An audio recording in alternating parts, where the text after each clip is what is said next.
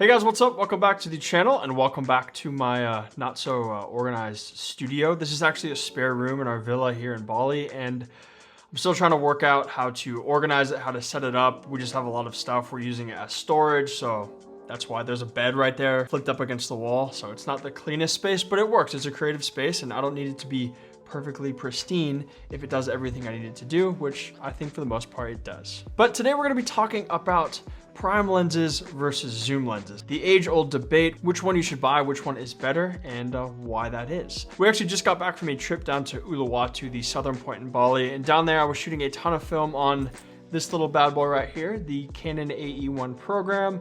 And this has a 50mm f1.4 prime lens on it. And shooting with it this weekend really helped me remember how much I actually love shooting with prime lenses. In the past, I used to shoot almost exclusively with prime lenses. I had a 35, a 55, and an 85, and that was all I needed. I got everything I needed out of those three lenses. But recently, I've been shooting almost exclusively with zoom lenses. I haven't even really used my primes that much. And shooting with this camera just made me remember the beauty of a prime lens and what it's actually capable of. Over the years, I've accumulated quite a few lenses for my photography business. And in this video, I want to talk about the differences between prime lenses and zoom lenses, and ultimately which one I think you guys should buy. So let's grab those lenses, check them out, and have a little conversation about lenses. Okay. Oh, this is a bad idea. Should not try to move all my lenses in one go. Okay, these are all of my lenses. These are all of my Sony lenses. I have some more prime lenses back there for film cameras, but we're not gonna talk about those. We're just gonna be talking about my main camera system, the Sony system. These are my primes and these are my zooms. We have a 35, a 55, and 85 prime, and a 16 to 35, 24 to 70, and 70 to 200 zoomy boys over here. But let's dive into this comparison, guys. What is the main difference between prime lenses and zoom lenses? And I think it's pretty simple. Zoomy boys can zoom and prime lenses cannot zoom. They have a fixed focal length. So for those of you that are completely new to photography, focal length is essentially the angle of view of a lens. So the smaller the number, the wider angle of view, so the more you'll see in your scene, and the larger the number, the tighter angle of view, so the more zoomed in that image will appear. Prime lenses have a fixed focal length. Zoom lenses have a variable focal length, so they can zoom in or out depending on what that lens is. So like this lens is 24 to 70. It can go all the way from 24 all the way to 70 millimeters, which is a nice solid range. So at first glance, it might seem like, well, why would you ever buy a prime lens if you could just buy a zoom lens and have that flexibility to be able to zoom in or out and capture a bunch of different types of photos? And I would agree with you. Versatility is very, very important for photography, but prime lenses have their own benefits as well. And at the top of that list, the main benefit that you get from a prime lens is that they often have a wider maximum aperture. What does that mean, Sean? Well, the aperture of a lens is the little hole inside of your lens that can open or close to restrict the amount of light entering the camera. The maximum aperture of a lens is how wide that lens can open up. And having a wider maximum aperture is beneficial for two reasons. It's much better for capturing photos in low light, and also you get more background separation behind your main subject. So if you like those photos with really cool out of focus areas, or what we might call bokeh, having a wider maximum aperture is beneficial for that. Prime lenses can have a maximum aperture of f1.8, f1.4, even f1.2 on the really expensive professional lenses. Mine are 1.4 and 1.8, whereas zoom lenses only really have a maximum aperture of f2.8, even in the most expensive lenses on the market. Now this is slowly starting to change. Some of the camera manufacturers now, like Canon, are releasing zoom lenses with a maximum aperture of f2, which is pretty unheard of in photography, and it's a great jump in terms of photography tech. However, not a lot of camera companies are there yet. Plus, those lenses are super, super expensive. But having that wider maximum aperture really is beneficial for shooting in low light environments. And if you like that background separation, like if you're shooting portraits, for example, and you really want to blur the background, you're going to get a much more blurry background with something like a prime lens than you would with a zoom lens. And I really do prefer shooting things like portraits with a prime lens. Now, another benefit that prime lenses have over zoom lenses, and this is kind of hotly debated, but it is sharpness. Prime lenses generally are a little bit sharper than zoom lenses, and this is especially true on the cheaper side of lenses. If you have a cheap 18 to 55 millimeter kit lens, those lenses just really aren't very sharp, whereas you can pick up a 50 millimeter 1.8 prime lens for very cheap, and it's gonna be way sharper than that kit lens that comes with your camera. Once you start getting to more expensive professional lenses, the divide between sharpness kind of collapses a little bit. I mean, these lenses are professional level zoom lenses, and they're very, very sharp. Yes, these prime lenses might be a little bit sharper, but it's kind of negligible. And especially nowadays, zoom lenses, high-level zoom lenses are becoming very, very sharp. So this isn't always a huge argument, but it is something to consider, especially when you're considering some of the cheaper lenses on the market. Now, the last benefit of prime lenses, and this is very much subjective, this might not be a benefit for you, it might be a benefit for some people, but that is just a simpler shooting experience. When you're shooting with a prime lens, you know exactly what focal length you're shooting with, and you are confined to that focal length. So instead of looking at being confined to a single focal length as a bad thing, you could look at it as like, well, I understand this focal length perfectly. I only shoot with a 35 millimeter lens. I know exactly the type of photos I'm gonna capture when I shoot with this lens.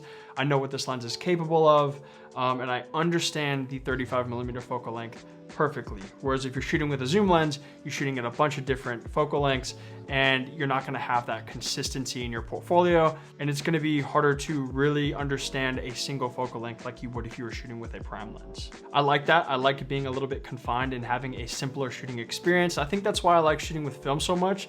Whenever I shoot film, I'm always shooting with prime lenses, and I like being confined to that focal length and having to kind of think outside the box a little bit and come up with new and interesting compositions. And if you guys have seen any of my courses, you know how much a proponent I am of zooming with your feet, constantly moving around your subject, trying to capture different photos. I think that's the best way to capture great compositions. And speaking of my courses, you guys can watch all 16 of my photography courses free for 14 days on Skillshare. If you use the link in the description, I have 16 courses there, everything from my photography essentials course, which has over 15,000 students. I highly recommend checking that out, as well as my editing course, Finding Your Unique Editing Style, that has over, I think, 20,000 students now. So click the link in the description. You guys can check out those courses and watch those free for 14 days. But okay, so those are the main benefits of a prime lens. The main one is you get a wider maximum aperture, which is great for low light and great for background separation.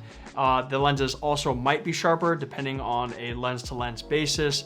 And also you having a simpler shooting experience, and it's forcing you to kind of think outside the box and come up with different compositions, which may or may not be a positive for you. Okay, so let's talk about zoomy boys now. Why would you choose a zoom lens over a prime lens? And at the top of that list is versatility. And you might be thinking, okay, versatility is just one minor factor on the scale of importance.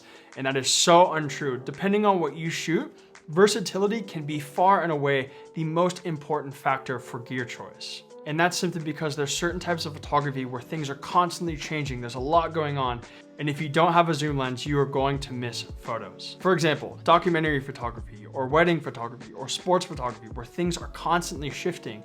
Things are happening up close to you and things are happening far away as well. If you have a 35 millimeter prime on and you're capturing a scene in front of you and then something crazy happens a little bit further away, you either better sprint over there to capture those photos, or if you had a zoom lens, you could just zoom in and capture it that way. So people that are shooting in dynamic environments where things are changing and you really do require that versatility, it's way more important to actually capture the photo than to capture it in a specific way. And that is why zoom lenses are so popular for certain types of photography.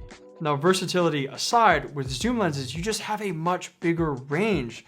When these three lenses here, I have everything from 16 millimeters to 200 millimeters. That's a crazy range. I can capture so many different types of photos with these three lenses. But with these three lenses, I only have 35, 55, and 85, and nothing in between either. Only those three focal lengths, nothing in between and nothing beyond that. And with prime lenses, good luck finding an affordable and compact prime lens above 100 millimeters or 140 millimeters. They just don't make affordable or practical telephoto prime lenses. So in terms of the 70 to 200, you just cannot find a prime lens that has the functionality and the size of the 70 to 200 millimeter lens. Another reason why you might want a zoom lens over a prime lens is not all types of photographers need to have a super wide maximum aperture. Landscape photographers, for example. A lot of landscape photographers like to stop down their aperture to get more depth of field in their scene, to get more sharpness from the foreground all the way to the background. So as a landscape photographer, very rarely are you going to be shooting at f1.4 unless you really want to get that shallow depth of field, or if you're shooting in a low light environment, you're shooting astrophotography, for example, that could be beneficial. But most of the time, having that range is way more important than having that maximum aperture, because you're going to be stopping down your lens to f5.6 or f8 anyways. And lastly, zoom lenses are ultimately cheaper if you do require that range. 1-to-1 zoom lenses are more expensive, but once again, you would need to buy multiple prime lenses just to match the same range as a zoom lens. For example, if you bought a 24-to-70 f2.8, this lens is so incredibly versatile. And if you had a one lens kit, this could be it, and you can capture so many different types of things. Whereas if you wanted this same versatility with prime lenses, you would need 2 to 3 prime lenses. You'd have to switch between them, and it just wouldn't be super practical. So those are the main positives and negatives of prime lenses and zoom lenses.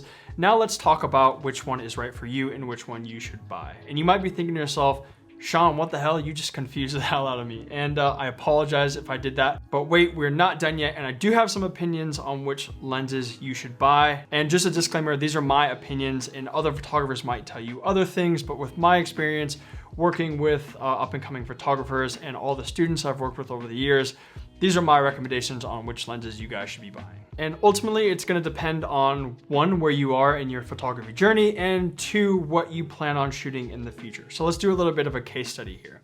Say you're a new photographer and you're just kind of diving into the hobby and you're really keen to explore shooting a lot of different things. Maybe you're gonna be traveling and you wanna shoot portraits, and you wanna shoot cars, and you wanna shoot landscapes, and you wanna shoot flowers. You just wanna capture as much as you can and kind of explore the craft.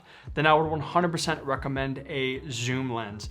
And I would say ditch the 18 to 55 millimeter zoom lens that comes on most beginner cameras, because that lens really does suck. And I would try to pick up something like a 24-to-105 f4, or a 24-to-70 f2.8, or an 18-to-105 f4. That range is really, really important. And if you can get a good zoom lens with a maximum aperture of f4, I mean, you can shoot so many things with a lens like that. When I did my first solo traveling trip to China, which was an insane trip, I did 2 months solo backpacking through China. All I had was my Sony a6300 with an 18-to-105 millimeter f4 lens, and that lens was beautiful. I was able to capture so many different types of photos. I captured wide shots of the Great Wall of China, and I could zoom in really close and capture portraits of people on the street. It really was the perfect lens for a trip like that. And I only had one lens, and it was perfect. So the zoom lenses, that versatility cannot be understated. And plus, if you're new to photography, you might not understand focal length that much, and you might not know what type of focal length you like to shoot at. So having a zoom lens and shooting at all the different focal lengths will give you a better idea of what focal lengths you like to shoot at. So then if you do want to go buy a prime lens, you'll know, oh, I'm definitely buying a 35 millimeter prime lens because I love the way 35 millimeter renders my images. Or I'm getting an 85 because I really like that tight focal length. I like to focus in on my subject and really blur the background behind them. So that is the main reason why I recommend a zoom lens for beginner photographers. However, I also recommend every beginner photographer buy a 50 millimeter f1.8 lens. And the reason for that is because these are very, very affordable lenses. Regardless of your camera manufacturer, you can pick one up for like 150 bucks. The images are sharp, and you get to really play around with that f1.8 aperture. You can shoot at night, you can shoot portraits and have a really blurry background. It's just a great lens to have in every kit, and I think every photographer really should have one because they're so affordable and they're such awesome lenses. Okay, so the beginner photographer aside, say you're somebody that's an intermediate photographer, or you're an advanced photographer, maybe you're earning money from your craft, you've had zoom lenses in the past, and now you want to experiment with primes a little bit, then I would say definitely pick up some primes, especially if you're shooting something like portraits or food or products, something where you really don't require the versatility of a prime lens and you want to capture maybe slightly sharper images, or you really want that wider maximum aperture, or you just really want to start to understand certain focal lengths better. I would say definitely pick up a prime lens because they're amazing, amazing lenses. They were my first love, and I will always love prime lenses for that maximum aperture, for that background blur, and that sharpness as well. Now, ultimately, both of these types of lenses have their place in everyone's kit. Like I said, I use both for my trips for travel. I only take my zoom lenses because It's way more important for me that I capture a shot than to capture it in a specific way. If I'm traveling and I'm flying around, I don't want to carry all the weight of prime lenses. I'm going to carry my zoom lenses and that's it. But if I'm shooting here at home, shooting a portrait session or a lifestyle session out on the beach or something, I'm definitely going to shoot with a prime lens because I love the wider maximum aperture. I love being confined to a focal length. And I understand these lenses. I know what my images are going to look like at each focal length.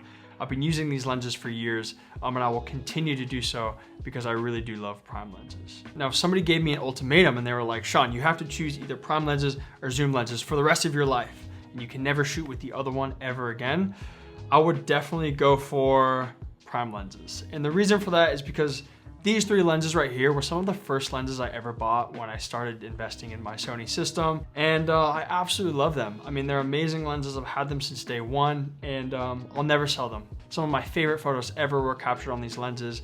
And like I said, that maximum aperture is something that I love in my photography, and I like being confined to those focal lengths. So for me, prime lenses, but I wanna hear from you guys. If you had to choose one or the other for the rest of your life, what would you choose? Zooms or primes? Let me know in the comments down below. And let me know what lenses you guys are looking at buying. Are you thinking about buying a zoom coming up soon here? Are you thinking about buying a prime? You're not sure which prime lens to buy? Leave a comment down below. We'll talk about that. Maybe I can help you guys out in deciding on which lens to buy. But that is the end of this video, guys. I really hope you enjoyed it. And if you're new here, please consider subscribing. And once again, if you guys want to learn more about photography, check out my courses on Skillshare. It's honestly a steal. You get access to all 16 of my courses, plus like tens of thousands of other amazing courses as well for like $15 a month after your 14-day free trial. It's a no-brainer if you want to improve yourself, not just in terms of photography, but pretty much anything you could think of in terms of creativity or business or productivity, anything like that. But once again, thank you guys so much for watching. I will see you again next week and I hope you have an awesome day.